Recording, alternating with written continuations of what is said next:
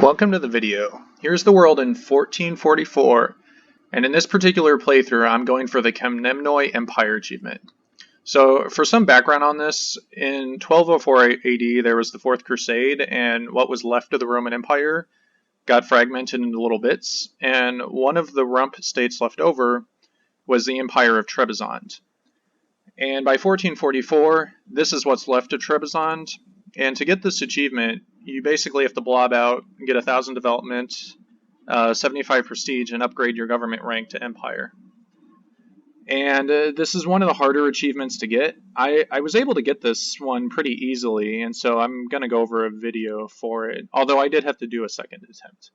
And if you hear any noise in the background, there are 8 train lines in downtown Chicago, and I live right where all 8 of them intersect. So if you hear any noise in the background, don't worry, it's not like a hurricane or anything. Those are just trains.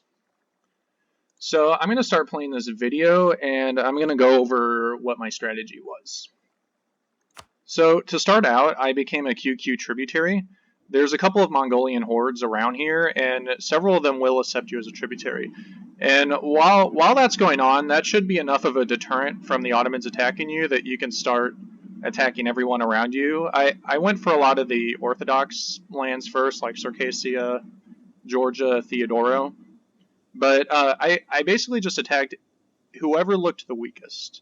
And I went over my force limit, I took out loans, I went into debt, I did whatever I could to expand. The unrest was definitely a problem. I did release Armenia as a vassal, so I wouldn't have to deal with the Coptic rebels. And then basically, from there, once you start blobbing out, improve relations with Muscovy ASAP, because whichever horde is protecting you won't be around forever. And if you get an alliance with Muscovy, that should be another deterrent from the Ottomans attacking you. The bigger you get, the easier it'll be to get more alliances. And so try and pick other allies that Muscovy either won't attack or won't rival. So, for example, I allied Castile because Muscovy wasn't going to care what I did with Castile. And then later, when Castile broke their alliance with me, I allied Sweden because that was Muscovy's ally. And using this network of defensive alliances, I was able to keep expanding the whole time, deterring the Ottomans from attacking me. They were still on a warpath, but they were basically just attacking weaker targets the entire time. And as far as national ideas go, I didn't give it too much thought. I picked whatever ideas would give me the most diplomats and the most diplomatic reputation, and then would also give me some prestige. I wanted a lot of diplomats because with my allies, I was basically just improving relations with them full time. And then with the remaining diplomats, I was fabricating claims. I wanted to make sure whatever happened, I did not lose my allies, which is why I was improving relations with them the whole time. It can get a little tricky with Muscovy because they might want your provinces and then you'll get a negative modifier, but then they'll change their mind later. And I went for quantity ideas to just to deter the Ottomans from attacking me, and that made these other wars that much easier. And so I'm right on the verge of getting the achievement. The only thing I'm a little worried about is my dynasty is no longer Komnenos. You start off with 2 rulers about the same age, and when the first one died, the other one was like 76 years old, and I got a 010 heir. And I thought, well, that's stupid, I'm just going to disinherit him. And right after I did that, my ruler died, and I got a new dynasty.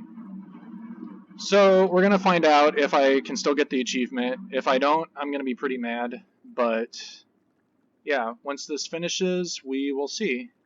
As you can see, I was just kind of expanding opportunistically. I'm sure a much better player could have done a much better job lobbing out than I did. It would be really impressive if someone restored the Roman Empire as Trebizond, but I'm sure it's been done. But in this game, you basically just need 1,000 development. In fact, you probably don't even need to expand this much. You could probably develop your way there if you just got about 2/3 as big as this. So here's the game 210 years after it started. And here's the achievement. And it says I just need Empire government rank. So I won a few wars, I got my prestige up. And we should see the achievement pop up down here. If any of my friends start playing EU4, they're going to photobomb the achievement. But let's click on it and unpause the game.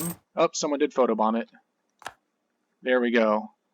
It would have been really cool if Budget Monk had photobombed it, but let's see. Now I have the achievement. And there we go. This is probably my favorite achievement I've gotten yet. So, thank you for watching, and I'll probably write a Steam achievement guide on this achievement as well.